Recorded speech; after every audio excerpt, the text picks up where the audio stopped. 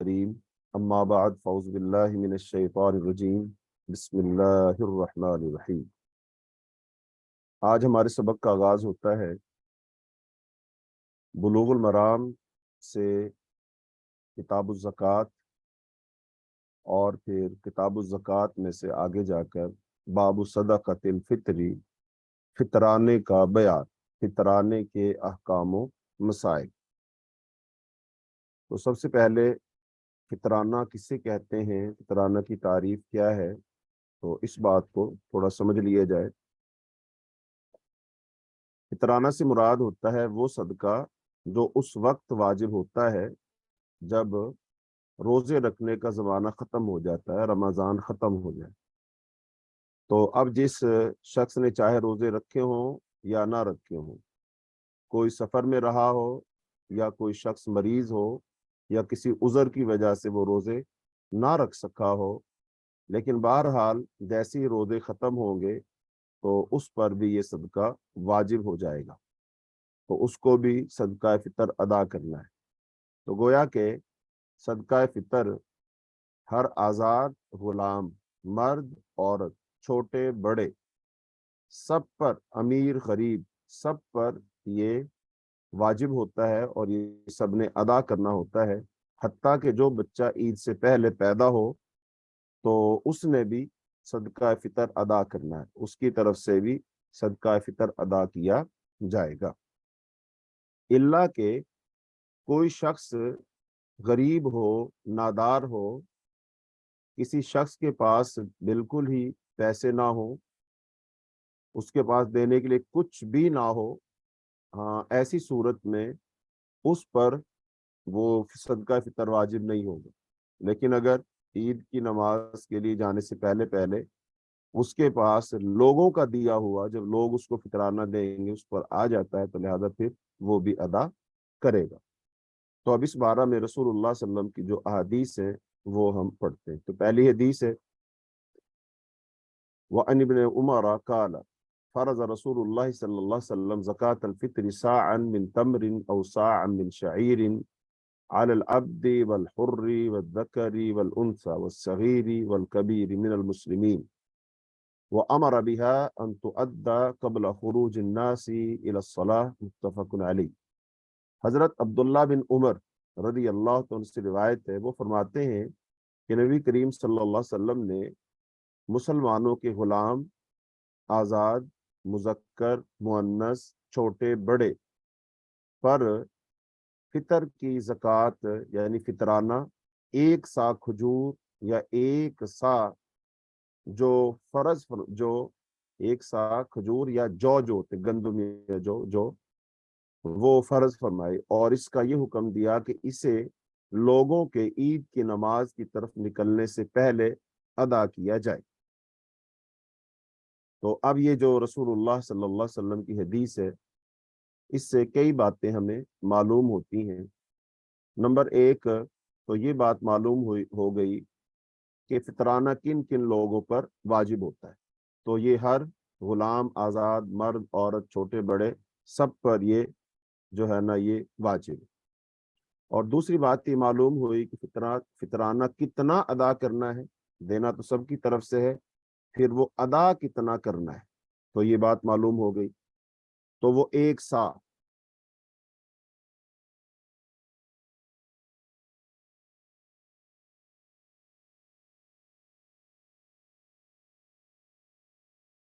کیا مسئلہ کسی کے چھوڑ دو، ہاں جی۔ تو فطرانہ پھر کتنا ہے، یہ ایک سا ہے، ایک سا۔ اگر اب اس کا وزن نکالیں گے تو یہ 2.5 کلو یا 2.75 کلو، بعض کہتے ہیں 2.5 کلو، بعض کہتے ہیں 3.25 کلو، تو یہ اس کا وزن بن جائے، تو ایک سا کا اتنا وزن ہوتا ہے۔ تو یہ 4 مد ہوتے ہیں اس میں۔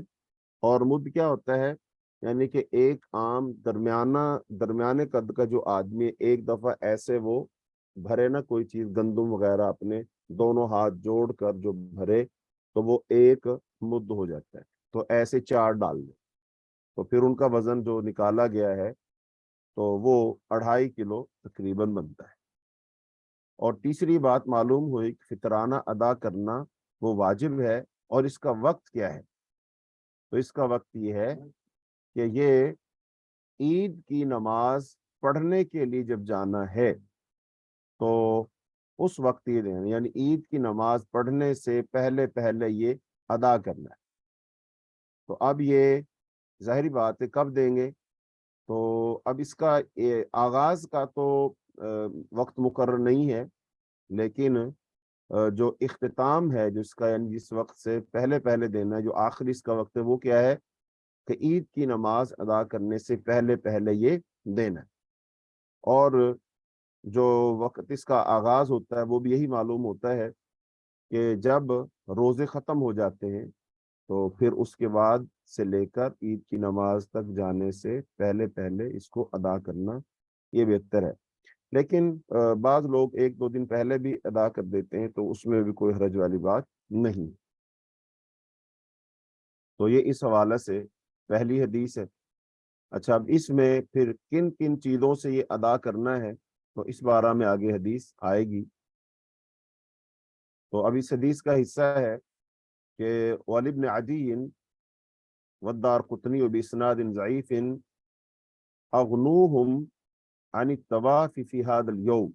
ابن عدی اور دارقطنی نے ایک ضعیف سند کے ساتھ روایت کیا ہے کہ اس دن ان فقراء اور مساکین کو چکر لگانے سے بے نیاز کر دو۔ کیا مطلب؟ کہ یہ جو فقراء اور مساکین ہے، اگر عید کا موقع ہے تو ظاہری بات ہے بھوک تو سب کو لگتی ہے اور سب کو ضرورت ہوتی ہے، تو اب اگر ان کے پاس نہیں ہوگا تو پھر عید والے دن بھی، تہوار والے دن جو خوشی کا دن ہے، اس دن یہ لوگ لوگوں کے گھروں پر چکر لگائیں گے، دروازوں پر بیٹھے ہوں گے، سوال کر رہے ہوں گے، تو لہذا یہ اچھا نہیں لگے گا، تو لہذا ان کو بے نیاز کر دو۔ کیا مطلب؟ کہ تم ان کو پہلے سے ہی کچھ دے دو تاکہ وہ اپنے گھر رہیں اور اپنے گھر رہ کر وہ کھائیں پیئیں اور کسی کے دروازے پر ان کو نہ جانا پڑے، تو اس لیے ان کو بے نیاز کر دو، یعنی کہ ان کو اتنا دے دو تاکہ وہ اپنے گھر بیٹھ کر کھا سکیں۔ آگے روایت آ رہی ہے جس میں مسئلہ بیان کیا جائے گا فطرانہ کی مقدار کا، اور اس بات کا بیان کہ فطرانہ کن چیزوں میں سے ہو، یعنی کہ کس کس چیز میں سے وہ دے سکتے ہیں۔ اور روایت وعن ابی سعید الخدری قال كنا نعطيها في زمن النبي صلى الله عليه وسلم صاعا من طعام او صاعا من تمر او صاعا من شعير او صاعا من زبيب متفق عليه وفي رواية او صاعا من عقيت۔ حضرت ابو سعید خدری رضی اللہ عنہ سے روایت ہو، فرماتے ہیں کہ نبی کریم صلی اللہ علیہ وسلم کے زمانہ میں ہم کھانے کا ایک سا یا ایک کھجور کا سا یا ایک جو کا سا یا ایک کشمش کا سا فطرانہ ادا کیا کرتے تھے۔ اور ایک اور روایت میں ہے کہ ایک سا پنیر یعنی کہ ہم ادا کیا کرتے تھے۔ تو اس سے پتہ چلا آپ صلی اللہ علیہ وسلم کے زمانے میں کتنی چیزوں سے فطرانہ دیا جاتا تھا۔ نمبر 1 ہو گیا کھجور، نمبر 2 جو، نمبر 3 کشمش، اور نمبر 4 جو ہے نا کھانا، اور نمبر 5 پنیر۔ تو یہ 5 چیزیں ہو گئی جن میں سے نبی صلی اللہ علیہ وسلم کے زمانہ میں وہ فطرانہ ادا کیا جاتا تھا۔ قال ابو سعید اما انا فلا ازال اخرجه كما كنت اخرجه في زمن رسول الله صلی اللہ علیہ وسلم ولابی داؤد لا اخرج ابدا الا ساعا۔ حضرت ابو سعید خدری رضی اللہ عنہ فرماتے ہیں کہ میں تو ہمیشہ اسی طرح فطرانہ دیتا رہوں گا جس طرح میں نبی کریم صلی اللہ علیہ وسلم کے زمانہ میں دیا کرتا تھا۔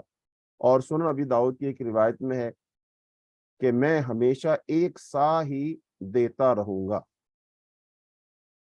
تو اب اس حدیث میں کئی بنیادی مسائل وہ بیان ہوئے ہیں۔ نمبر 1 تو یہ بات بیان ہوئی کہ فطرانہ گندم، جو، کھجور، کشمش، پنیر اور طعام میں سے دیا جائے گا۔ اور دوسرا مسئلہ یہ معلوم ہوا کہ فطرانہ میں جو بھی دیا جائے گا وہ ایک سا دیا جائے گا۔ تو یہ باتیں اس حدیث سے ہمیں معلوم ہوتی ہیں۔ آگے حدیث ہے، اس میں یہ مسئلہ بیان کیا جائے گا کہ صدقہ فطر کے وجوب اور ادا کا وقت اور اس کا فائدہ کیا ہے، یعنی کہ صدقہ فطر واجب ہے اور اس کے ادا کرنے کا وقت اور پھر اس کو ادا کرنے کا فائدہ کیا ہے، وہ اس حدیث میں بیان کیا جائے گا۔ تو حدیث ہے، وعن ابن عباس قال فرض رسول اللہ صلی اللہ علیہ وسلم زکاة الفطر طہرة للصائم من اللغو والرفث وطعمة للمساکین ومن اداها قبل الصلاة فهي زکاة مقبولة ومن اداها بعد الصلاة فهي صدقة من الصدقات، رواہ ابو داود و ابن ماجہ وصححہ الحاکم۔ حضرت عبداللہ بن عباس رضی اللہ تعالیٰ سے روایت ہے، وہ فرماتے ہیں کہ نبی کریم صلی اللہ علیہ وسلم نے فطرانہ کی زکوٰۃ کو، فطرانہ کو روزہ دار کو بیکار اور فحش باتوں سے پاک کرنے کے لیے اور مسکینوں کا کھانا بنانے کے لیے فرض کیا ہے۔ پر جس نے اسے نماز عید سے پہلے ادا کیا تو یہ اس کا مقبول فطرانہ ہوگا، اور جس نے اسے نماز عید کے بعد ادا کیا تو پھر یہ عام صدقات میں سے ایک صدقہ ہوگا، اور جو فطرانہ ہے گویا کہ وہ اس کی طرف سے ادا نہیں ہوگا۔ تو اب اس حدیث میں صدقہ فطر ادا کرنے کا وقت بیان ہوا اور اس کے جو فوائد ہیں وہ معلوم ہوئے۔ اس کا ایک فائدہ تو یہ ہے کہ جب کوئی شخص روزہ رکھتا ہے تو ظاہری بات ہے، تو روزہ دار جو ہوتا ہے اس سے کئی کوتاہیاں اپنے روزے کے اندر ہو جاتی ہیں، وہ ساری پابندیاں جو روزے دار پر شریعت نے لگائی ہیں وہ اس سے نہیں ہو پاتی ہیں، تو گویا کہ اس کے روزے کا اجر و ثواب کم ہوتا ہے۔ تو اب اس کی ان غلطیوں کوتاہیوں کا مداوع ہونا چاہیے۔ تو اب یہ جو فطرانہ ہے اس کی یہی حکمت ہے، یہی وجہ بتائی گئی ہے کہ فطرانہ روزہ دار کی روزوں میں ہونے والی کوتاہیوں کی معافی کا ذریعہ، کیونکہ یا تو روزہ دار اپنے روزہ کو بیکار اور گناہ کی باتوں سے محفوظ رکھے گا اور یہ سب سے اعلیٰ قسم کا روزہ ہوگا، یا پھر وہ روزہ میں کچھ ایسی لغو باتیں، نافرمانی والی باتیں کر گزرے گا اور یہ روزہ کی سب سے بری قسم ہوگی، اور یا پھر وہ روزہ میں بیکار باتیں کرے گا جو اگرچہ گناہوں کا باعث نہ بھی ہو تب بھی خیر کثیر سے محرومی کا سبب ضرور ہوتی ہے۔ تو یوں یہ فطرانہ ان لغو اور گناہ کی باتوں سے کفارہ بن جاتا ہے۔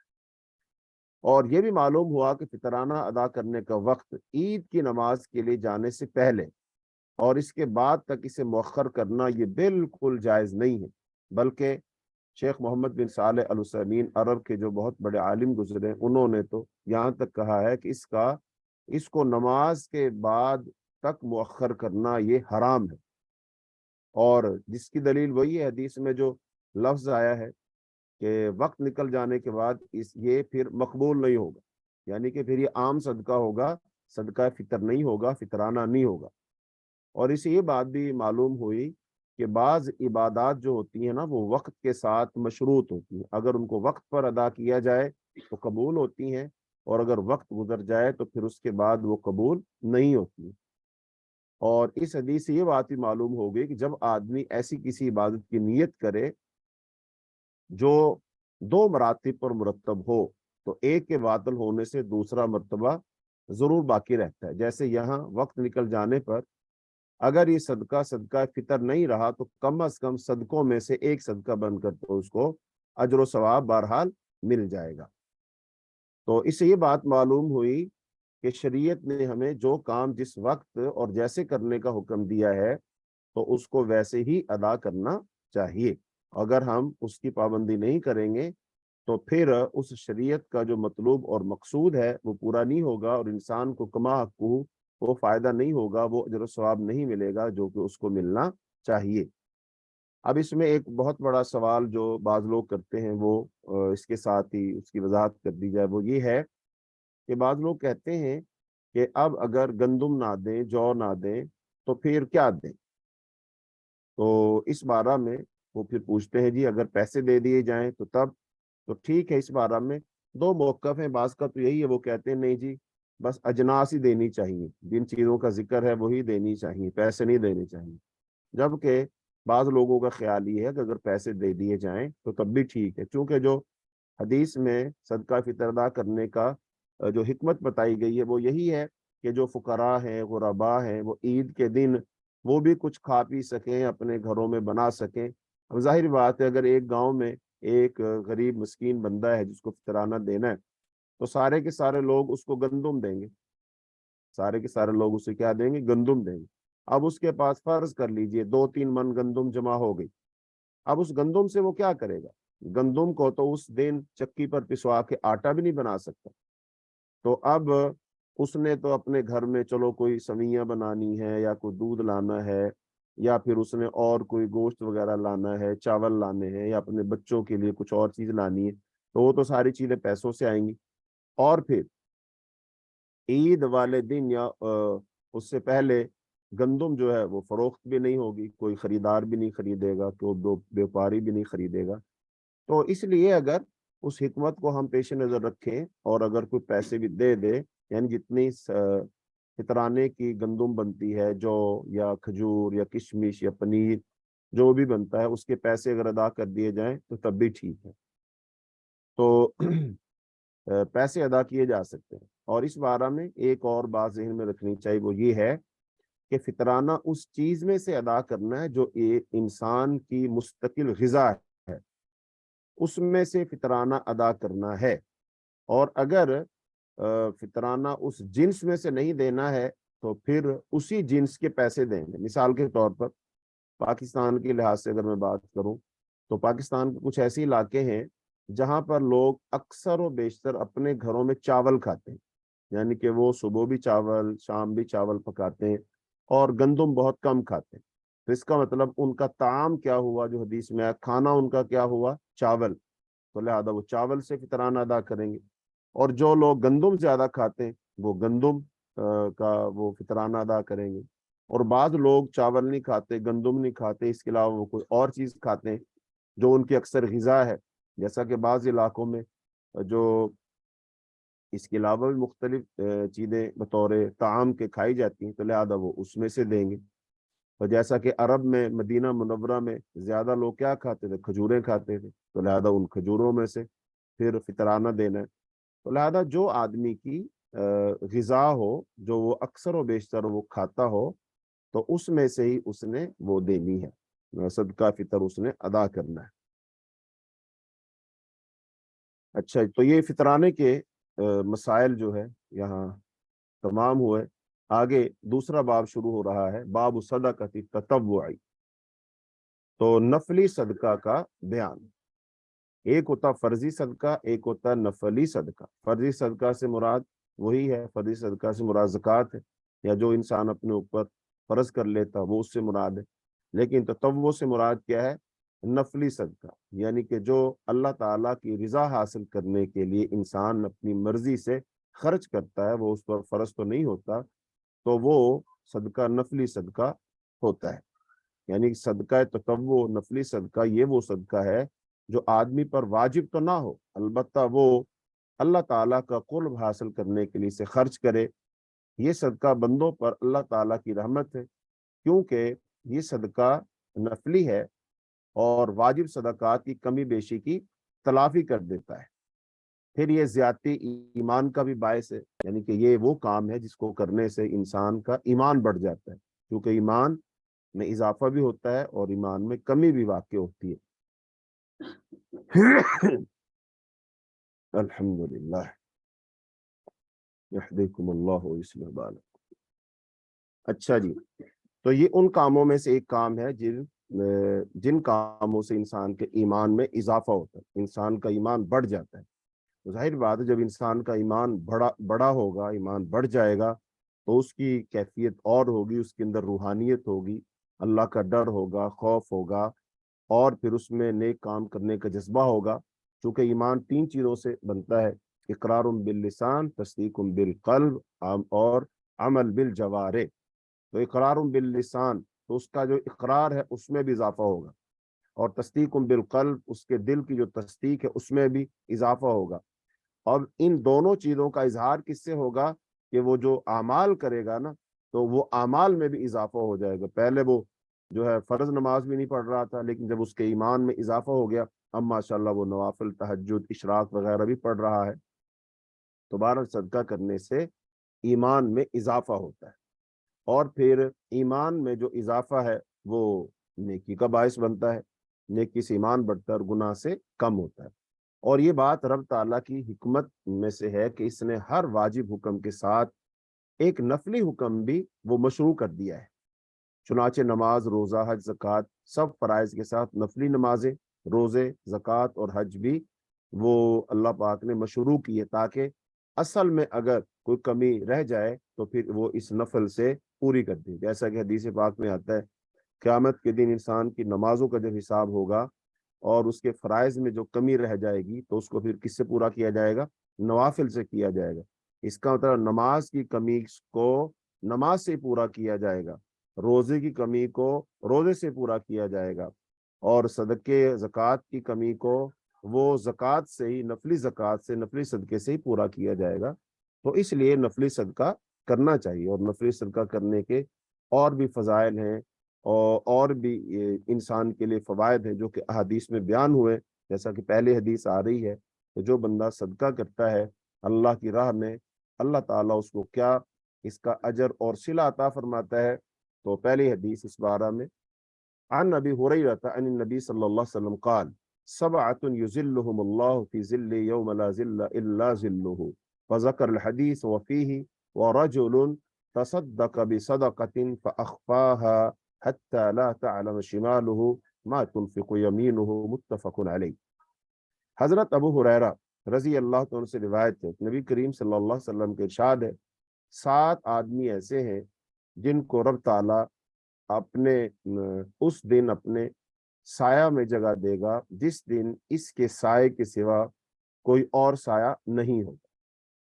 تو اب یہ طویل حدیث ہے جس میں آخر میں جا کر 6 نمبر پر ذکر آتا ہے وَرَجُلٌ تَصَدَّقَ بِصَدَقَةٍ، کہ آپ صلی اللہ علیہ وسلم ارشاد فرمایا کہ ایک آدمی وہ صدقہ کرتا ہے اور اسے چھپا کے کرتا ہے، اور اس طرح چھپاتا ہے کہ حتیٰ کہ اس کے بائیں ہاتھ کو بھی اس بات کی خبر نہیں ہوتی کہ اس کا داہنا ہاتھ کیا خرچ کر رہا ہے، یعنی کہ وہ اس کو بالکل خاموشی کے ساتھ کرتا ہے، کسی کو کانوں کان خبر ہونے نہیں دیتا۔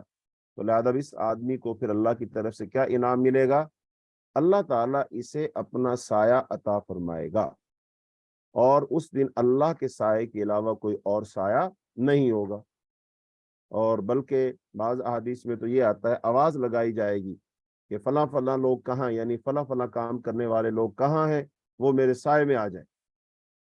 تو مراد رب تعالیٰ کی ذات اقدس کا بعض لوگوں نے تو یہی کہا اللہ تعالیٰ کی ذات کا سایہ ہے، لیکن بعض کا خیال یہ ہے کہ اللہ تعالیٰ کی ذات اقدس کا سایہ نہیں، کیونکہ رب تعالیٰ خود بھی نور ہے اور اس کا حجاب بھی نور ہے، بلکہ مراد وہ سایہ ہے جو رب تعالیٰ پیدا فرمائے گا، یا عرش کا سایہ بھی ہو سکتا ہے، اور اس کے علاوہ کا سایہ بھی ہو سکتا ہے۔ بہرحال اس سائے سے وہ سایہ مراد ہے جو مخلوق ہے، نہ کہ ذات باری تعالیٰ کا سایہ، کیونکہ وہ ذات نور ہے۔ اور کیونکہ روز قیامت ہر شے کو ملیہ میٹ کر کے زمین کے برابر کر دیا جائے گا، اور پھر فرمایا رجل تصدق بصدقۃ، اور جن 7 آدمیوں کا ذکر حدیث میں آتا ہے ان میں سے چھٹا یہ صدقہ کرنے والا۔ اب وہ 7 آدمی کون ہیں جن کو اللہ تعالیٰ سایہ عطا فرمائے گا؟ نمبر 1، ایسا امام جو عدل کرنے والا ہو۔ نمبر 2، اللہ تعالیٰ کی اطاعت میں جو شخص جوان ہوا، جس نے اپنی جوانی کے ایام جو ہیں وہ اللہ تعالیٰ کی اطاعت فرما برداری میں گزارے، رجل شاء نشأ فی عبادت اللہ۔ اور نمبر 3، رجل قلبہ معلق بالمساجد، اور ایسا شخص جس کا دل مسجد میں ہی اٹکا رہتا ہو، مراد وہ ایک نماز پڑھ کر آتا ہے اور پھر دوبارہ اگلی نماز کا انتظار کرتا ہے کہ جیسے ہی اذان ہو تو پھر میں مسجد کی طرح روانہ ہو جاؤں، تو ایسا شخص۔ اور چوتھا، اللہ کے لیے محبت کرنے والے 2 آدمی، اللہ کے لیے محبت کرنے والے 2 آدمی جن کا ملنا اور بچھڑنا سب اللہ کے لیے، یعنی کہ وہ اللہ کے لیے ملتے ہیں، اللہ کے لیے بچھڑتے ہیں، کوئی درمیان میں دنیاوی غرض اور مفاد اور لالچ نہیں ہوتا، بلکہ وہ صرف اللہ کی رضا کے لیے ملتے ہیں۔ اور نمبر 5، وہ شخص جس کو کوئی حسن و جمال والی عورت وہ خود بلائے اور اس کو دعوت گناہ دے، لیکن وہ شخص یہ کہہ کر پیچھے ہٹ جائے کہ میں اللہ سے ڈرتا ہوں، تو یہ شخص، اور نمبر 6 وہی شخص جو انتہائی مخفی طریقے صدقہ کرنے والا ہو، اور نمبر 7 وہ شخص جو تنہائی میں اکیلا بیٹھا ہو، تنہائی میں بیٹھا ہو، کوئی اس کے پاس نہ ہو، اور پھر وہ اللہ کو یاد کرے اور فرط محبت میں رونے لگے، اللہ کو یاد کرے اور پھر اللہ کو یاد کر کے اس کی آنکھوں سے اشک رواں ہو جائیں، آنسو بہنے لگیں، تو ایسا شخص جو ہے وہ بھی اللہ کو اتنا پسند ہے کہ اللہ قیامت کے دن اب کوئی سایہ نہیں ہوگا تو اس کو سایہ عطا فرمائے گا۔ تو بہرحال یہ ہیں وہ 7 خوش نصیب آدمی جن کو اللہ اس دن سایہ عطا فرمائے گا جس دن کوئی سایہ نہیں ہوگا۔ تو ان میں سے ایک شخص وہ ہے جو اللہ کی راہ میں نفلی صدقہ کرنے والا ہے، تو اس لیے صدقہ کرنا چاہیے، نفلی صدقہ، تاکہ اللہ تعالیٰ یہ فضیلت عطا فرمائے۔ آگے حدیث ہے نفلی صدقہ کی فضیلت میں، فرمایا وعن عقبة بن عامر قال سمعت رسول اللہ صلی اللہ علیہ وسلم یقول كل امرئ في ظل صدقته حتى يفصل بين الناس، رواہ ابن حبان والحاکم۔ حضرت عقبہ بن عامر سے روایت ہو، فرماتے ہیں کہ میں نے نبی کریم صلی اللہ علیہ وسلم کو ارشاد فرماتے سنا ہے کہ روز قیامت ہر آدمی اپنے اپنے صدقہ کے سائے میں ہوگا یہاں تک کہ لوگوں میں فیصلہ کر دیا جائے۔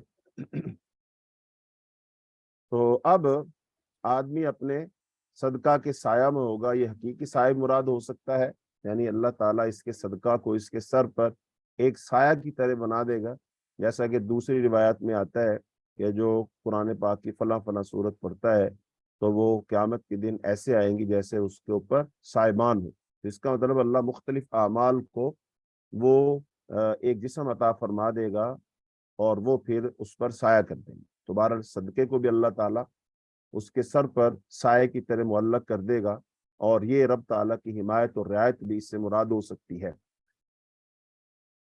آگے روایت ہے وَأَنَّ أَبِي سَعِيدٍ الْخُدْرِيِّ عَنِ النَّبِيِّ صلی اللہ علیہ وسلم قال أَيُّمَا مُسْلِمٍ كَسَى مُسْلِمًا ثَوْبًا عَلَى عُرِيٍّ كَسَاهُ اللَّهُ مِنْ خُزْرِ الْجَنَّةِ وَأَيُّمَا مُسْلِمٍ أَطْعَمَ مُسْلِمًا عَلَى جُوعٍ أَطْعَمَهُ اللَّهُ مِنْ ثِمَارِ الْجَنَّةِ وَأَيُّمَا مُسْلِمٍ سَقَى مُسْلِمًا عَلَى زَمَإٍ سَقَاهُ اللَّهُ بِالرَّحِيقِ الْمَخْتُومِ، رواہ ابو داؤد وفی اسنادہ لین۔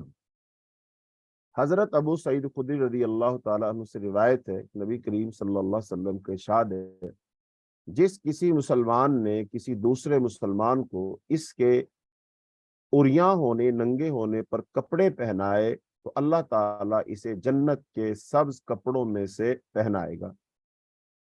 جس کسی مسلمان نے کسی دوسرے مسلمان کو اس کے بھوکے ہونے پر کھانا کھلایا تو اللہ تعالیٰ اسے جنت کے پھلوں سے کھلائے گا، اور جس کسی مسلمان نے کسی دوسرے مسلمان کو اس کے پیاسا ہونے پر پلایا تو اللہ تعالیٰ اسے الرحیق المختوم یعنی کہ سر بند خالص شفاف شراب سے پلائے گا۔ تو اس میں بھی اس بات کی ہی فضیلت ہے کہ جو بندہ کسی ضرورت مند کی ضرورت پوری کرے گا، اگر اس کو کھانے کی ضرورت ہے تو کھانا کھلا دے گا، پانی کی ضرورت ہے اس کو پانی پلا دے گا، تو اللہ رب العالمین اس کو اپنی طرف سے پلائے گا بھی، کھلائے گا بھی، پہنائے گا بھی۔ تو یہ بہت بڑی فضیلت ہے کہ زمین پر ہم بندوں کو کھلائے پلائیں، اللہ تعالیٰ قیامت کے دن ہمیں کھلائے گا پلائے گا۔ تو مذکورہ حدیث میں یہی بیان کیا گیا، کسی کو کپڑے پہنانا، اس کی بھوک میں اسے کھانا کھلانا، کسی کی پیاس میں اسے پانی پلانا بھی ایک قسم کا نفلی صدقہ ہے۔ اور یہ تو ہوا نا انسان، اور پھر مسلمان تو فضیلت بہت زیادہ ہے۔ حدیث پاک میں تو یہ بھی آتا ہے کہ ایک خاتون تھی، وہ گزر رہی تھی اور اس نے دیکھا کہ کنویں کے پاس ایک کتا ہے اور وہ اس کو پیاس لگی ہوئی ہے، اور وہ پیاس کی شدت کی وجہ سے گیلی مٹی کو چاٹ رہا ہے یا کنویں کے گرد چکر لگا رہا ہے۔ تو اس خاتون نے اس کتے کو دیکھا تو اسے اس پر ترس آیا، اور اس نے پھر کنویں سے پانی نکالا اپنے دوپٹے کے ساتھ، یا دوپٹے میں جوتا باندھ کر لٹکایا، پھر پانی نکالا، پھر اس کتے کو کھلایا۔ تو اللہ تعالیٰ کو اس خاتون کی یہ ادا اتنی پسند آئی کہ اللہ تعالیٰ نے اسے معاف فرما دیا۔ تو اس کا مطلب مخلوق خدا اس میں سے افضل ترین مخلوق تو انسان ہے، تو جب انسان کھلائے گا پلائے گا تو پھر اللہ تعالیٰ اس سے راضی ہوگا، خوش ہوگا۔ مولانا الطاف حسین حالی، تو ان کی مسدس حالی میں ایک شعر ہے ایک بند کا، تو وہ بہت ہی موزوں ہے اس حوالے سے۔ تو وہ کہتے ہیں یہی ہے عبادت، یہی دین و ایمان، کہ کام آئے دنیا میں انسان کے انسان، کہ انسان کے کام آئے۔ دین بھی سکھاتا ہے اور عبادت بھی اس کا درس دیتی ہے۔ تو لہٰذا ہم انسانوں کو چاہیے کہ ہم دوسرے انسانوں پر رحم کریں۔ اللہ نے ہمیں دیا ہے، ہم ان کو دیں۔ اللہ نے ہمیں ہماری ضرورت سے زیادہ کھانے پینے کا سامان دیا ہے، تو ہم ان بندوں کو دیں جن کے پاس سامان نہیں ہے۔ اور یہ اللہ کی طرف سے شکر بھی ہوگا کہ اللہ تو نے ہمیں دیا ہے تو ہم تیری مخلوق کو بھی کھلا رہے ہیں۔ اگر اللہ ہمیں بھی نہ دیتا تو ہم اللہ کا کیا بگاڑ سکتے تھے؟ تو بہرحال خرچ کرنا چاہیے۔ آگے حدیث ہے جس میں اس بات کا بیان ہے کہ دینے والا ہاتھ لینے والے ہاتھ سے بہتر ہے، یعنی خرچ کرنے والا ہاتھ بہتر ہے اس سے کہ جو وہ لے رہا ہے۔ وعن حکیم ابن حزام عن النبی صلی اللہ علیہ وسلم قال الید العلیٰ خیر من ید السفلی وابدأ بمن تعول وخیر الصدقة ما كان عن ظہر غنى ومن يستعفف يعفه الله ومن يستغني يغنه الله، متفق علیہ واللفظ للبخاری۔ حضرت حکیم بن حزام رضی اللہ تعالی عنہ نبی کریم صلی اللہ علیہ وسلم سے بیان فرماتے ہیں کہ نبی کریم صلی اللہ علیہ وسلم کا ارشاد ہے، اوپر والا ہاتھ نیچے والے ہاتھ سے بہتر ہے، اور خرچ کرنے میں ابتدا ان سے کرو جن کی پرورش اور کفالت تمہارے ذمہ ہو، اور سب سے بہتر صدقہ وہ ہے جو حالت غنا میں کیا جائے، اور جو کوئی برائی اور سوال سے پاک دامنی چاہے اللہ اسے پاک دامن بنا دیتا ہے، اور جو لوگوں سے سوال کرنے سے بے نیاز ہونا چاہے اللہ اسے بے نیاز کر دیتا ہے۔ تو اب اس میں جو اوپر والا ہاتھ اور نیچے والے ہاتھ، تو اس کا ذکر آیا، تو اس سے مراد یہی ہے کہ اونچے ہاتھ سے مراد دینے والے کا ہاتھ ہے اور نیچے والے ہاتھ سے مراد لینے والے کا ہاتھ اور دینے والے ہاتھ کا افضل ہونا ظاہر ہے۔ اور پھر ایک دوسرا یہ مطلب بھی ہے کہ اونچے ہاتھ سے مراد اس شخص کا ہاتھ ہے جو سائل نہ ہو، اور نیچے والے ہاتھ سے مراد وہ ہاتھ مراد ہے جو سوال کرنے والے کا ہاتھ ہو۔ تو بہرحال دونوں مفاہیم ہو سکتے ہیں۔ اور پھر فرمایا کہ صدقہ جب کرنا ہے تو اس کا آغاز کس سے کیا جائے؟ تو فرمایا صدقہ اس سے آغاز کرو کہ جن لوگوں کی کفالت کرنا تمہارے ذمہ ہے، مثلا اپنے بال بچوں کی پرورش کرنا، اپنے والدین کو کھلانا، اپنی بیوی کو کھلانا، اپنے بچوں کو کھلانا، تو ان سے آغاز کرنا چاہیے خرچ کرنے کا۔ بعض لوگ کیا ہوتے ہیں کہ وہ اپنے بیوی بچوں پر تو خرچ نہیں کرتے، لیکن باہر وہ بڑے سخی بنے ہوئے ہوتے ہیں اور باہر وہ خوب خرچ کر رہے ہوتے ہیں۔ لہٰذا جب خرچ کرنا ہے تو پہلے اپنے بیوی بچوں سے، ان لوگوں سے آغاز کرنا چاہیے کہ جن پر خرچ کرنا ہماری ذمہ داری ہے، جو ہماری کفالت کے اندر ہے۔ اور یہ لفظ جو آیا نا ان ظہر غنن، تو اس کا مطلب ہوگا غنا کے ہوتے ہوئے صدقہ کرنا۔ اب زکوٰۃ تو دی ہی اس وقت جاتی جب آدمی غنی ہو، مالدار ہو، صاحب نصاب ہو، جبکہ نفلی صدقہ کبھی تو غنا کے ہوتے ہوگا اور کبھی غنا کے بغیر ہوگا۔ علماء نے اس کی صورت یہ بیان کی ہے کہ ایک آدمی کا شمار چاہے فقیروں میں ہی ہوتا ہو، لیکن اگر وہ اپنی ضرورت و کفایت سے زائد کو خرچ کر دیتا، مثال کے طور پر اس نے کام کیا، 1000 روپے کمائے، تو اس کی ضرورت کتنی ہے؟ 500 روپے کی، تو اس کا مطلب 500 روپے اس کے پاس اضافی بچ گئے، تو لہذا اب وہ ان 500 روپے میں سے 200 روپے، 300 روپے، 400 روپے خرچ کر دے اللہ کی راہ میں، تو یہ بالکل ٹھیک ہوگا۔ تو یہ اس کے حق میں حالت غنا میں خرچ کرنا نہیں ہے۔ تو یہیں سے یہ بھی معلوم ہو گیا کہ جو صدقہ زیر پرورش افراد کی ضروریات میں کمی کر کے اور ان پر خرچ کیا جائے جن پر خرچ کرنا ضروری اور فرض نہیں تھا، تو ایسے شخص نے گویا نبی صلی اللہ علیہ وسلم کے فرمان کی مخالفت کی، یعنی جن پر خرچ کرنا اس پر فرض تھا، اب وہ ان پر تو خرچ نہیں کر رہا، یا ان کو جتنی ضرورت ہے ان کو وہ نہیں دے رہا، اور ان کا پیٹ کاٹ کر وہ دوسروں کو دے رہا ہے، تو اس کا ایسا عمل کرنا درست نہیں ہے۔ تو بہرحال جو ایثار کا مسئلہ ہے، ایثار تو وہ روزمرہ کا وتیرہ نہیں ہوتا، بلکہ اس کا تعلق خاص حالات سے ہوتا ہے، لہذا ایثار وہ خیر صدقہ میں بہرحال داخل ہوگا۔ اب جو یہ ہے نا، جو پاک دامن رہنا چاہے اللہ اس کو پاک دامن رکھ لیتا ہے، تو اس کے اندر دونوں چیزیں شامل ہوں گی۔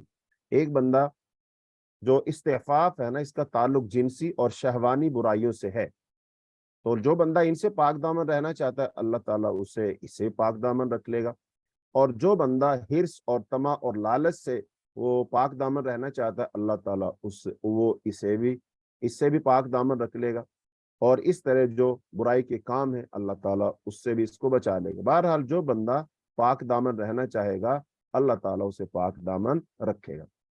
تو اس حدیث کے اندر کئی مسائل بیان ہوئے، اگر ہم ان کو ترتیب سے بیان کریں تو نمبر ایک یہ کہ فضیلت اس بات کی کہ دوسروں کو دینے میں اور ان پر خرچ کرنے کی فضیلت، اور دوسری بات یہ کہ آدمی کے مال کے صرف اور خرچ کے پہلے وہ زیادہ مستحق لوگ ہیں جو اس کے زیر کفالت، اور تیسری بات یہ معلوم ہوئی کہ بہترین صدقہ وہ ہے جو ضرورت و کفایت سے زائد مال سے کیا جائے، تاکہ ان کی حق تلفی نہ ہو، جن پر خرچ کرنا واجب ہوتا ہے۔ ایسا نہیں ہے کہ آدمی کے بچے بھوکے ہوں اور وہ دوسروں پر خرچ کر دے، یا پھر وہ اتنا خرچ کر دے کہ بعد میں خود لوگوں سے مانگتا پھرے، تو ایسا نہیں کرنا چاہیے۔ اور ایک یہ بات معلوم ہوئی کہ نیکی کی تمنا رب تعالیٰ ضرور پوری فرماتے ہیں، یعنی اگر کوئی اللہ تعالیٰ سے پاک دامنی چاہتا ہے تو یہ نیکی ہے، تو اللہ تعالیٰ اس کی تمنا کو پورا کر دیتے ہیں، اور دوسروں سے دل کے بے نیاز ہو جانے کی جو لوگ خواہش کرتے ہیں اللہ تعالیٰ انہیں وہ پھر دوسروں سے بے نیاز بھی کر دیتا ہے، یعنی اللہ تعالیٰ سے جو صدقے دل سے مانگو اللہ تعالیٰ اس کو عطا فرما دیتا ہے۔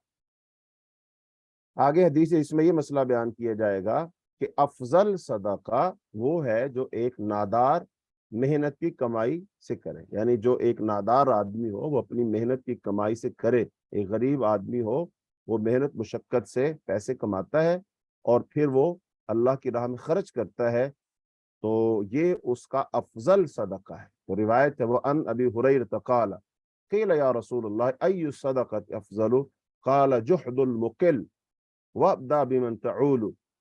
حضرت ابو ہریرہ رضی اللہ عنہ سے روایت فرماتے ہیں کہ نبی کریم صلی اللہ علیہ وسلم کی خدمت میں عرض کیا گیا اے اللہ کے رسول افضل صدقہ کون سا ہے؟ تو آپ صلی اللہ علیہ وسلم نے فرمایا افضل صدقہ وہ ہے جو آدمی خرچ کرتا ہے، کب؟ وہ صدقہ جو ایک نادار محنت مشقت کر کے کمائے اور پھر اس میں سے صدقہ کرے، تو وہ صدقہ افضل ہے۔ اور پھر فرمایا خرچ کرنے میں ابتدا ان سے کر جن کی کفالت تیرے ذمہ ہے، یعنی کہ جن کی کفالت تیرے ذمہ ہے تو لہذا ان سے آغاز کرنا چاہیے۔ آگے حدیث ہے جس میں یہ مسئلہ بیان کیا گیا ہے کہ بیوی بچوں پر صدقہ کرنے کی فضیلت، یعنی انسان اپنی بیوی پر خرچ کرے، اپنے بچوں پر خرچ کرے، اپنے خادم پر خرچ کرے، تو لہذا اس کی فضیلت۔ تو روایت ہے وَأَنْهُ قَالَ قَالَ رسول اللہ صلی اللہ علیہ وسلم تصدقوا فقال رجل یا رسول اللہ عندي دینار فقال تصدق به على نفسك قال عندي آخر قال تصدق به على زوجك قال عندي آخر قال تصدق به على ولدك قال عندي آخر قال تصدق به على خادمك قال عندي آخر قال أنت أبصر به رواه ابو داود والنسائی وصححہ ابن حبان والحاکم۔ حضرت ابو ہریرہ رضی اللہ عنہ سے روایت، وہ فرماتے ہیں کہ ایک مرتبہ نبی کریم صلی اللہ علیہ وسلم ارشاد فرمایا صدقہ کرو۔ اس پر ایک آدمی نے عرض کیا اے اللہ کے رسول میرے پاس ایک دینار ہے تو اس کا میں کیا کروں؟ آپ نے فرمایا اسے اپنے آپ پر صدقہ کر، یعنی اپنی ضرورت میں اس کو خرچ کر۔ اس آدمی نے عرض کیا میرے پاس ایک اور بھی ہے، آپ نے فرمایا اسے اپنی بیوی پر صدقہ کر۔ اس آدمی نے عرض کیا میرے پاس ایک اور بھی ہے، آپ نے فرمایا اسے اپنی اولاد پر خرچ کر۔ اس آدمی نے عرض کیا میرے پاس ایک اور بھی ہے، آپ نے فرمایا اسے اپنے خادم پر خرچ کر۔ اس آدمی نے عرض کیا میرے پاس ایک اور بھی ہے، تو آپ صلی اللہ علیہ وسلم فرمایا اس کی بابت تو زیادہ بہتر جانتا ہے، یعنی کہ اس کو اب تو نے کہاں خرچ کرنا ہے تو یہ تو خوب جانتا ہے۔ تو گویا کہ اب اس حدیث میں ایک ترتیب بیان کر دی گئی ہے کہ نفلی جب صدقہ کرنا ہے، خرچ کرنا ہے، تو اس میں ترتیب درجات اور حقوق و واجبات میں فرق مراتب کو ملحوظ رکھ کر خرچ کیا جائے۔ تو سب سے پہلے آدمی کی اپنی ذات آتی ہے، اس پر وہ خرچ کرے، اور پھر اس کے بعد وہ اپنی بیوی پر خرچ کرے، پھر اس کے بعد اپنی اولاد پر خرچ کرے، پھر اپنے خادم پر خرچ کرے، اور پھر بھی پیسے بچ جائیں پھر جہاں چاہے خرچ کرے۔ اچھا، اب اس میں دو تین مسئلے زیر سمجھنے چاہیے۔ نمبر ایک، ماں باپ کا تو اس میں ذکر ہی نہیں آیا، تو پھر کیا ماں باپ پر خرچ نہیں کرنا چاہیے؟ حالانکہ قرآن پاک میں جہاں اللہ تعالیٰ نے اپنی ذات کا ذکر کیا ہے اس کے ساتھ ہی ماں باپ کا تذکرہ کیا ہے۔ تو لہٰذا اب اولاد اور والدین میں سے کس کو خرچ کرنے میں مقدم کیا جائے؟ تو اب اس میں دو باتیں ہوں۔ ایک بات یہ ہے، ماں باپ اگر بہت بوڑھے ہیں، بہت کمزور ہیں، اب وہ کما نہیں سکتے، تو لہٰذا ایسی صورت میں ماں باپ پر خرچ کیا جائے گا۔ پہلے ماں باپ مقدم ہے، ان پر خرچ کیا جائے گا، پھر اس کے بعد اولاد پر خرچ کیا جائے گا۔ اور اگر ماں باپ اتنے بوڑھے اور ناتوان نہیں ہیں بلکہ وہ خود کماتے ہیں، تو ایسی صورت میں پھر اولاد کو مقدم کیا جائے گا، کیونکہ والدین تو ماشاءاللہ وہ زندہ و جاوید ہیں، صحیح سلامت ہیں، ان کا اپنا کاروبار ہے۔ اور جیسے بعض والدین ہوتے ہیں، وہ انہوں نے سرکاری نوکری کی ہوتی ہے، ان کے پاس تو پینشن آتی ہے، تو اس کا مطلب ان کے پاس تو اپنا خرچ کافی، بلکہ وہ تو اپنے پوتے پوتیوں نواسے نواسیوں کو پر خرچ کرتے ہیں۔ تو ایسی صورت میں خرچ کرنا چاہیے اپنی اولاد پر پہلے، اور پھر یہ ہے کہ اولاد پر پہلے خرچ کرے کہ بیوی پر، تو بھائی پہلے بیوی پر خرچ کرے گا، اور پھر بیوی اور پھر اپنی ذات کی باری آ جائے تو پھر اپنے آپ پر پہلے خرچ کرے گا۔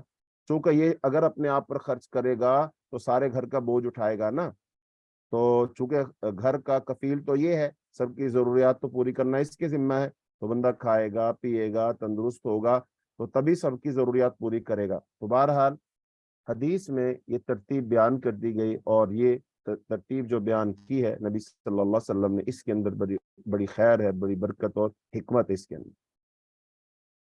آگے حدیث ہے، اس کے اندر ایک اہم ترین مسئلہ بیان ہوگا، اور وہ مسئلہ یہ ہے کہ خاوند کے مال سے صدقہ کرنے کا کیا حکم؟ خاوند کے مال سے صدقہ کرنے کا کیا حکم؟ یعنی ایک بیوی کیا اپنے خاوند کے مال صدقہ کر سکتی ہے، اور وہ بھی اس کو بتائے بغیر؟ تو یہ ایک مسئلہ ہے، اور بہت ساری بہن نے یہ پوچھا بھی کرتی ہیں۔ تو روایت ہے، وہ ان عائشہ قالت قال النبی صلی اللہ علیہ وسلم اذا انفقت المرأة من طعام بيتها غیر مفسدۃ كان لها اجرها بما انفقت ولزوجها اجره بما كسب وللخازن مثل ذلك لا ينقص بعضهم من اجر بعض شيئا متفق علیہ۔ حضرت عائشہ رضی اللہ تعالیٰ سے روایت ہے، وہ فرماتی ہیں کہ نبی کریم صلی اللہ علیہ وسلم کا ارشاد ہے، جب ایک عورت اپنے گھر کے کھانے سے اللہ کی راہ میں کچھ خرچ کرے، جبکہ اس کا ارادہ بگاڑ کا نہ ہو بلکہ صرف اصلاح اور درستی کا ارادہ ہو، تو اسے اپنے اس خرچ کیے کا ثواب ملے گا، جبکہ اس کے خامد کو اس مال کے کمانے کا اجر ملے گا، اور ایسا ہی اجر خزانچی کو مالک کے کہنے پر خزانہ سے خرچ کرنے پر ملے گا، کہ کوئی ایک دوسرے کے اجر سے کچھ کم نہیں کرے گا۔ یعنی کہ بیوی خرچ کر دے گی تو اس کو بھی ثواب ملے گا، اور خامد کو بھی ثواب ملے گا، اور خزانچی جو ہے مالک کہے گا وہ خرچ کر دے گا تو اس کو بھی ثواب ملے گا، اور مالک کو بھی ثواب ملے گا، اور دونوں کے ثواب میں کمی نہیں آئی۔ اچھا، اب اس میں جو یہ بات بیان کی گئی کہ من طعام بیتها، تو کیونکہ گھر تو خامد کا ہے، ہاں واقعی وہ گھر اسی عورت کا ہو تو اور بات۔ اچھا، پھر غیر مفسداتین کا کیا مطلب؟ کہ وہ فساد کرنے والی نہ ہو، مراد یہ ہے کہ وہ غیر شرعی مواقع پر بے جا اڑا کر مال کو برباد کرنے والی نہ ہو، بلکہ اس کا ارادہ اصلاح اور نیکی کا ہو، اور دیکھا جائے تو نیکی کے ہر کام میں یہ بات اصولی طور پر مطلوب ہے کہ جب بھی کسی نیکی کے کام کے ساتھ ایسی بات ملا لی جائے جو بگاڑ اور فساد کا باعث ہو تو رب تعالیٰ اس سے راضی نہیں ہوتے، جیسا کہ اللہ تعالیٰ نے قرآن پاک میں ارشاد فرمایا ہے واللہ لا يحب الفساد، اور اللہ فساد کو پسند نہیں کرتا۔ تو اس کا مطلب ہوا بیوی خرچ تو کر سکتی ہے اور وہ کس میں سے خرچ کرے؟ جو کھانے پینے کی اشیاء ہیں، اشیاء خور و نوش سے ایسی چیزیں مراد ہیں جو دیر تک رکھنے سے خراب ہونے کا اندیشہ ہو، یا ان کے علاوہ ایسی خیرات جو خامد کو ناگوار نہ گزرے اور نہ اس سے زیادہ نقصان ہی پہنچنے کا خطرہ ہو، کیونکہ حدیث میں غیر مفسدہ کی شرط ہے، یعنی اصلاح کی نیت ہو، گھر کو بے آباد کرنا اور اجاڑنا مقصود نہ ہو۔ نیز گھر کی اصلاح بیوی اور میاں کے باہمی تعاون ہی سے ہو سکتی ہے۔ اور خازن سے مراد تو خازن کا بھی یہی حکم ہے، کیونکہ مال اسی کے قبضے میں ہوتا ہے۔ تو اب فساد اور اسراف سے دونوں کو اجتناب کرنا چاہیے۔ تو اس کا مطلب یہ ہے کہ بیوی اپنے خامد کے مال سے خرچ کر سکتی ہے، اس کی اجازت کے بغیر بھی کر سکتی ہے، شرط وہی ہے کہ اس کی نیت اچھی ہو، اصلاح کی نیت ہو۔ تو اب اس حدیث میں 3 باتیں بنیادی طور پر ذکر ہوئی۔ نمبر 1 یہ، اگر عورت نیکی اور اصلاح کی ارادہ سے خامد کے مال سے خرچ کرے تو اسے خرچ کرنے کا ثواب ملتا ہے، جبکہ خامد کو کمانے کا اور خادم کو واسطہ بننے کا ثواب ملتا ہے۔ یہ رب تعالیٰ کی مہربانی ہے کہ وہ ایک کام میں شریک 3 افراد کو ان کے عمل کے اعتبار سے جدا جدا اجر دیتا ہے اور کسی ایک کے اجر میں کمی نہیں کرتا۔ دوسری بات یہ معلوم ہوئی کہ بیوی خامد کے مال سے اس کی اجازت کے بغیر بھی خرچ کر سکتی ہے۔ اور تیسری بات یہ معلوم ہوئی کہ ہر نیکی لازم ہے کہ وہ اصلاح کے ساتھ ملی ہو، وگرنہ رب تعالیٰ اس نیکی سے جو فساد پر مبنی ہو راضی بالکل نہیں ہوتا۔ بس یہیں تک آج ہمارا سبق ہوگا۔ آگے بھی ایک حدیث ہے جو انتہائی عام ہے، کیا عورت اپنے خامد پر وہ صدقہ کر سکتی ہے؟ تو یہاں سے آئندہ ہمارے سبق کا آغاز ہوگا۔ اللہ رب العالمین سے دعا ہے اللہ تعالی ہمیں حدیث کو پڑھنے، سننے، سمجھنے، عمل کرنے اور اس کو آگے پہنچانے کی اللہ توفیق عطا فرمائے۔ ہاں جی، تو جو سبق ہم نے پڑھا ہے اس بارے میں اگر کوئی سوال ہے، اشکال ہے، کوئی بات سمجھ نہ آئی ہو تو آپ پوچھ سکتے۔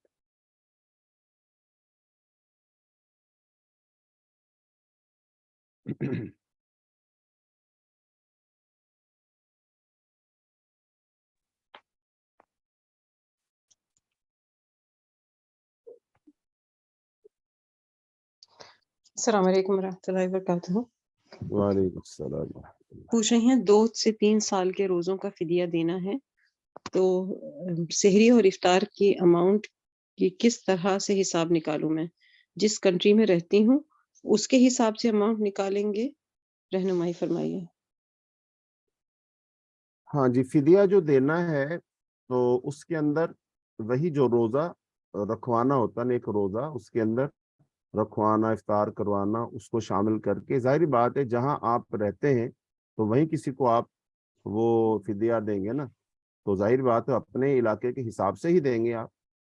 مثلا پاکستان کے اندر ایک بندہ وہ کھانا کھاتا ہے یہاں کے لحاظ سے، تو اس کو عام سا کھانا کھائے گا، سستے سستا کھانا کھائے گا تو 150 سے 200 روپے اس کے لگ جائیں گے۔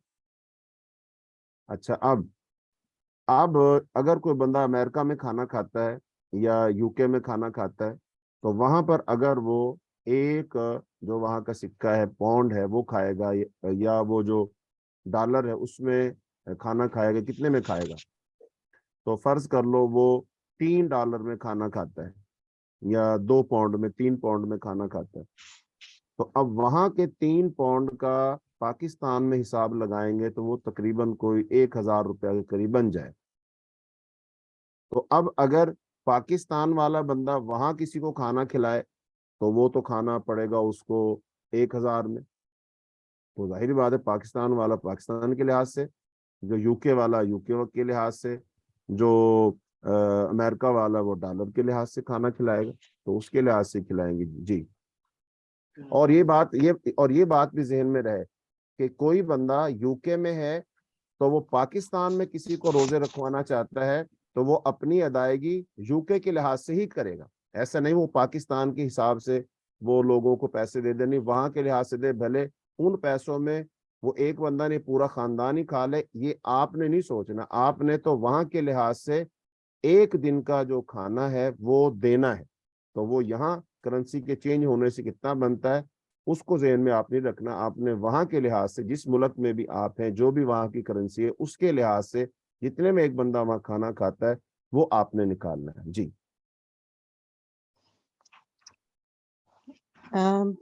پوچھ رہے ہیں کہ کیا اپنے سونے کی زکوٰۃ اپنے والدین کو دے سکتے ہیں؟ نہیں جی, والدین کو نہیں دے سکتے, کہ والدین کی تو کفالت ذمہ ہوتی ہے, بھلے وہ لڑکا ہے بھلے وہ لڑکی ہے, تو اپنے ماں باپ کو نہیں دے سکتے. جی. جی. روزے کے فدیہ ایک وقت کا کھانا یا 2 وقت کے کھانے کے برابر ہوگا؟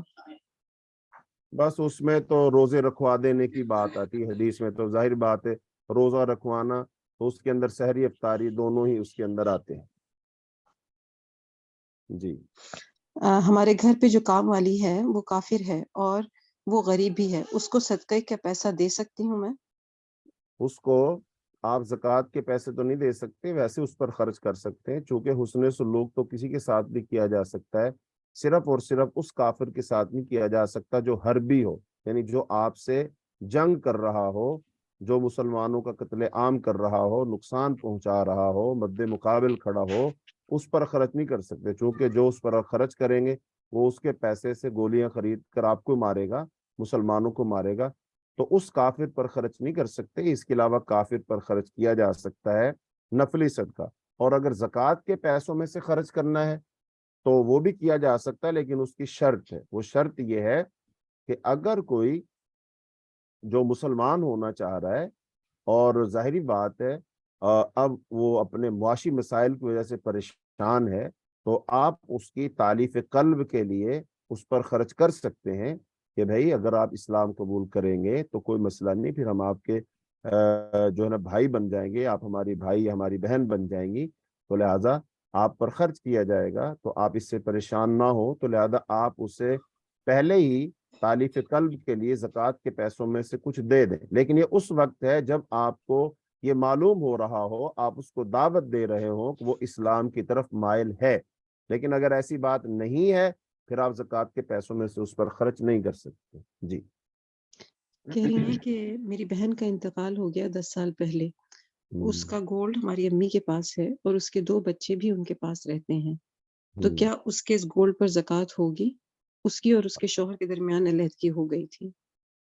ہاں جی بالکل, پیچھے ہم نے مسئلہ پڑھا تو تھا, جو یتیم ہوتا ہے اس کے مال پہ زکوٰۃ ہوتی ہے, اس کے مال میں سے زکوٰۃ دی جائے گی. کون زکوٰۃ دے گا؟ بھائی جو اس کی کفالت کر رہا ہے وہی دے گا. اور پھر یہ بھی ہدایت دی گئی تھی کہ جو یتیم کا مال ہے اس کو کسی کام کاج میں لگا دو, ایمانداری کے ساتھ کاروبار کرو تاکہ نفع آئے, اور پھر اسے زکوٰۃ بھی دو, وگرنہ پھر زکوٰۃ جو ہے نا اس یتیم کے مال کو ہر سال کم کرتی جائے گی, کم کرتی جائے گی. تو پھر ایسی صورت جو آپ نے بتائی تو اس میں سے زکوٰۃ دی جائے گی, اور وہ اس کی نانی دے گی یا اس کی جو خالہ ہے وہ دے گی جس کے پاس وہ بچے ہیں. جی. کیا نظر مانگنا صحیح نہیں ہے؟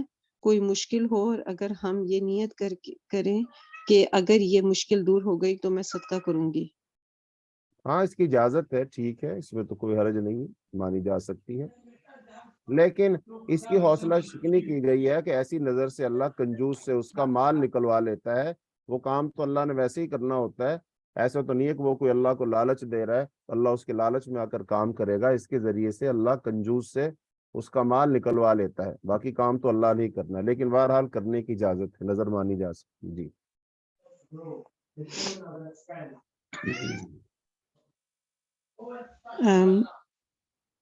سا کی صحیح مقدار کیا کوئی 2.5 بتاتا ہے اور کوئی 3 kg؟ رہنمائی فرمائیے. ہمیں یہی سمجھ آتی ہے 2.5 ٹھیک ہے, اور اگر کوئی شک شبہ ہو تو 2.5 سے 3 کلو کے درمیان دے دو, کوئی مسئلہ نہیں. یعنی زیادہ دے دو خیر ہے, کم نہ دو, یعنی 2.5 سے لے کر 3 کے درمیان دے دو, ٹھیک ہے. جی. پوچھیے جو آخری حدیث آج پڑھی ہے اس کو سامنے رکھتے ہوئے چلا گیا کہیں پر. جی. اس کو سامنے رکھتے ہوئے یہ بات صحیح ہوگی کہ عورتوں کو بدعت کے موقع پر کھانا نہیں بنانا چاہیے، اچھا، وہ جیسے کہ بہن جو کچھ ہے نا، دنوں میں رجب اور شعبان کی بدعت شروع ہونے والی ہیں، اور اگر کوئی عورت ہاں ایسا کرتی ہے تو اس کو گناہ، اس کا گناہ اس کے شوہر کو بھی پہنچے گا۔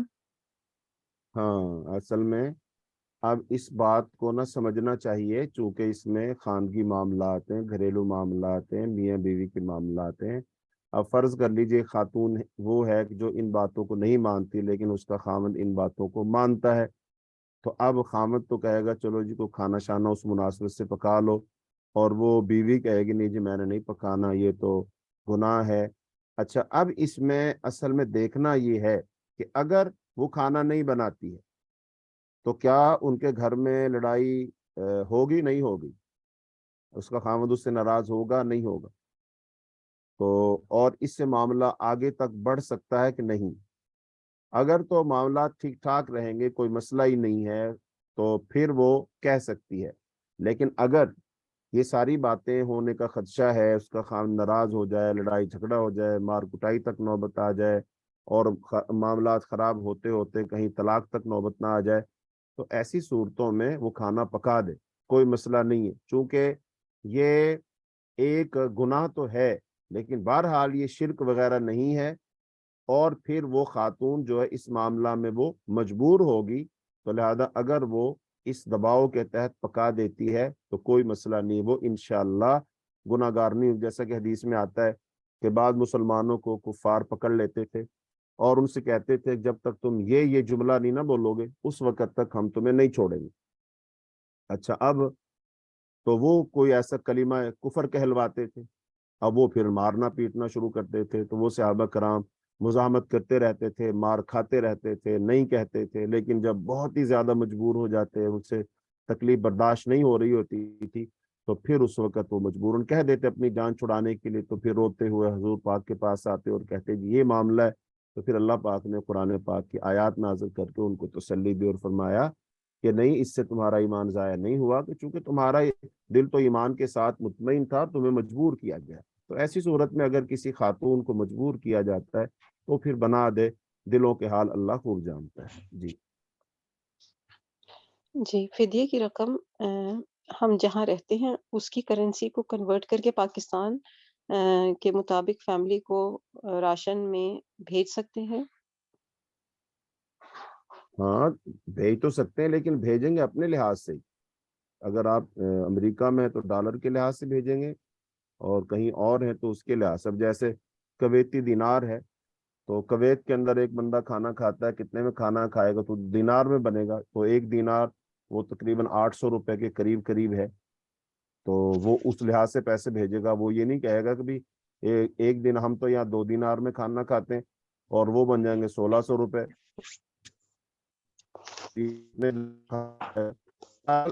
کرنسی کے لحاظ سے نکالنا ہے، آگے جا کر بھلے کتنا ہی بن جائے۔ جی پوچھ رہی ہیں کہ ریسٹورینٹ کا ایک ریسٹورینٹ ہے اور اس میں نا وہاں شراب بھی ہے، لیکن یہ لوگ صرف کھانے کا سامان وہاں سپلائی کرتے ہیں، تو کیا ان کا یہ وہاں ان کے ساتھ بزنس کرنا جائز ہے؟ یعنی اگر یہ تو حلال چیز لے رہے، حلال چیز دے رہے تو ٹھیک ہے، کوئی حرج والی بات نہیں ہے۔ حرام چیز یہ نہ بیچیں گے نہ خریدیں گے، تو ٹھیک ہے، حلال چیز لے رہے ہیں، حلال چیز دے رہے ہیں، ٹھیک ہے۔ باقی آگے ان کے بزنس اور ہیں مختلف، تو کوئی حرج والی بات نہیں اس میں۔ اگر بچنا چاہیں تو بہتر ہے، اگر نہیں تو اس میں کوئی حرج نہیں۔ جی جی، کہہ رہی ہیں کہ مجھے 6 روزے رکھنے ہیں لیکن میری صحت بہت خراب ہے، سر کا درد مستقل ہے، تو اگر میں پیسے میں مطلب وہ کہہ رہی ہیں کہ فدیہ دے دوں، یا میرے لیے ضروری ہے، لازمی ہے کہ میں روزے رکھوں جو میرے پچھلے روزے چھوٹ گئے ہیں؟ ہاں، سر کے درد سے اصل میں روزے کا کوئی مسئلہ نہیں ہے، روزہ رکھا جا سکتا ہے، یعنی چھوٹی موٹی چیزیں بیماریاں ان کو اتنا بڑا نہیں بنانا چاہیے کہ روزہ بندہ نہ رکھ سکے۔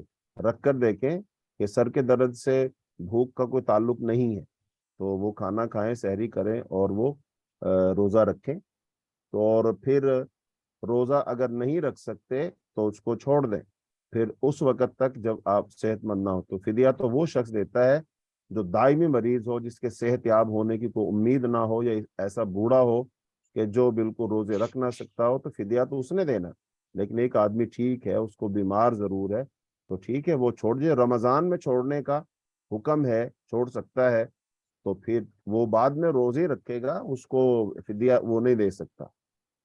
جی جی پوچھ رہی ہیں کہ اگر پچھلے کئی سارے روزے کی قضا نہ کی ہو تو اب کیا کیا جائے؟ سمجھ نہیں آئی۔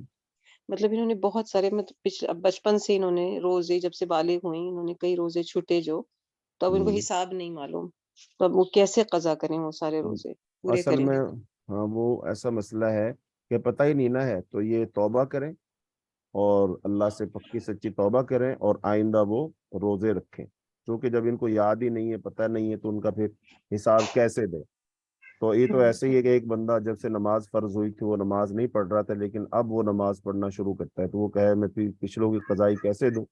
تو پچھلی نمازوں کی وہ قضائی نہیں ہے، وہ سچی توبہ کرے اور آج سے نماز پڑھنا شروع کر دے۔ ایسے روزے بھی وہ اب رکھنا شروع کریں اور پھر آئندہ کبھی نہ چھوڑیں، اور اگر ایسے کوئی رہ جاتا ہے کسی وجہ سے، جیسے خواتین کا مخصوص ایام کی وجہ سے، تو وہ بعد میں رکھ لیں۔ جی کہ پوچھ رہی ہیں کہ کیا اللہ کا شکر ادا کرنے کے لیے روزہ رکھنا کیسا ہے؟ کوئی بیماری کا معاملہ ہو تب؟ ہاں نفلی روزے رکھے جا سکتے ہیں، کوئی حرج نہیں۔ جی میرے سر میں بہت زیادہ ہی درد ہوتا ہے اور چکر آنے لگتے ہیں کبھی جب سجدہ کرتی ہوں اٹھنے کے ٹائم پہ، تو کائنڈلی بتائیں کیا کروں میں؟